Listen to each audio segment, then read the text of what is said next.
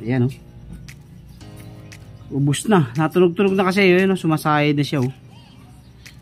Ayan. Tapos itong loob, food na rin. Oh, konti na, sumasayad na rin ng konti oh.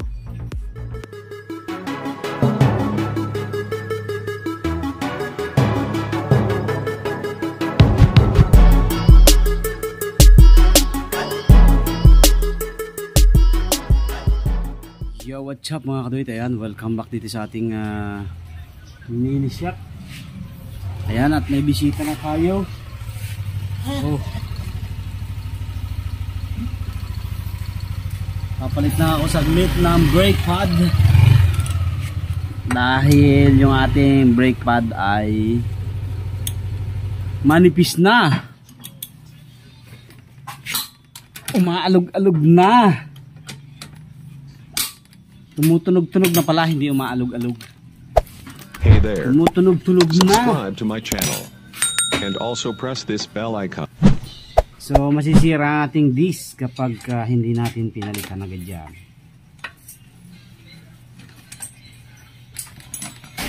Ayan, nakapit na siya eh. So push nyo na ng konti. Para lumuwag. So yan oh. Ano mga kaduit oh, pud-pud na oh. Oh. Ang takaw talaga sa brake pad nitong Inmax kasi medyo mabigat siya eh. Kaya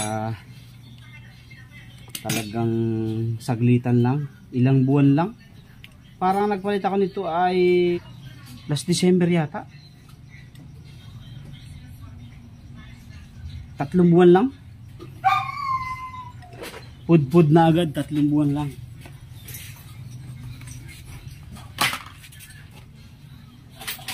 Siyempre bago nyo baklasin, kailangan i-compress nyo na muna. Palubugin nyo na muna para hindi na mahirapang mag-baklas. Tapos tanggalin nyo tong lock. Dalawa yan mga kabit. Yung isa nandito sa loob. Ayan.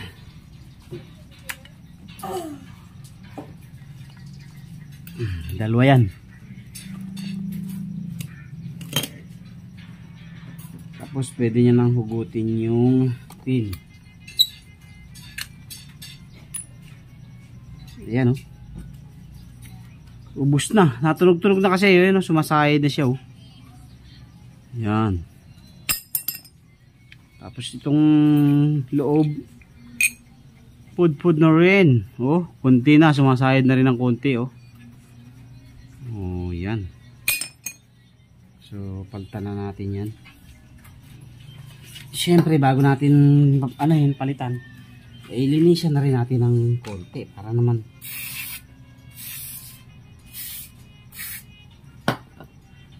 sulit ang ating baklas, diba?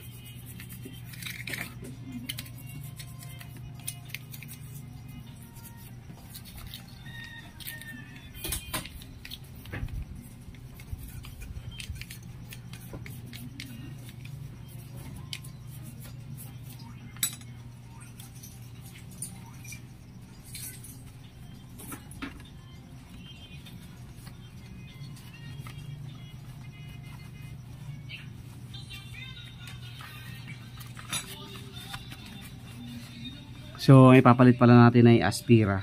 Parang stock din lang yan. Aspira.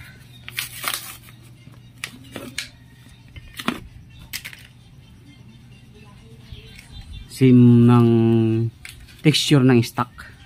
Pero mas mura kumpara sa stock.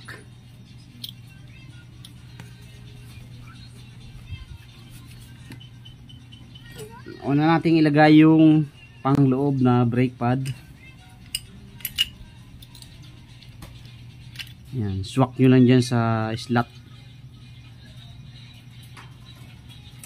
Yan, may slot dito, yan.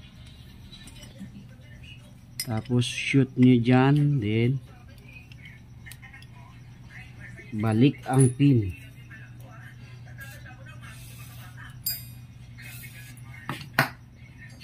Ayan, langisan nyo para malinis. Tapos hanapin nyo yung butas, may butas yan eh.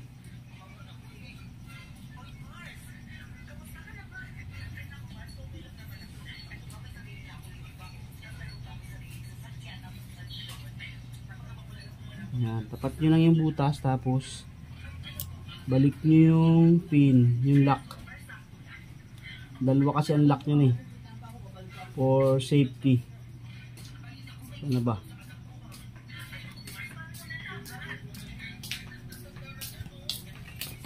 Ayan, tulak nyo lang kahit kamay lang yan. Tapos yung isa dito sa labas.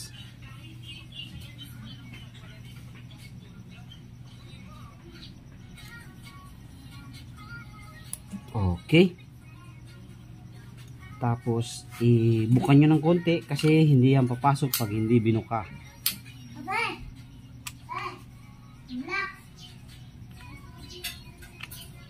Okay.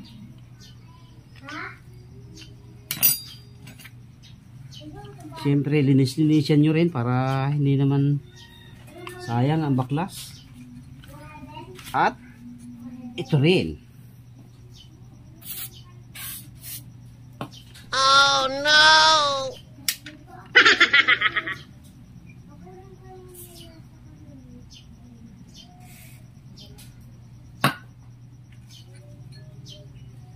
Saka nyo ibalik ang kahapon.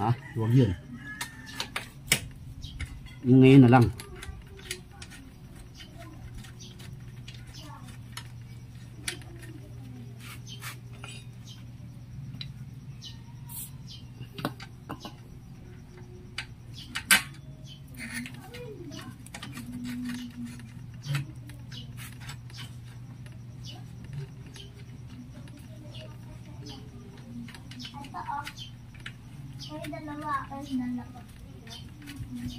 Tapos itong mga kaditong hose kailangan naka-shoot dun sa pinaka-hook. Yan, may hook yan.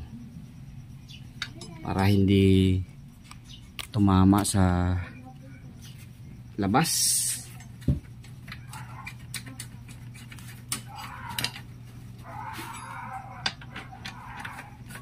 Hola, tapos na ang ating quick replacement ng ating brake pad.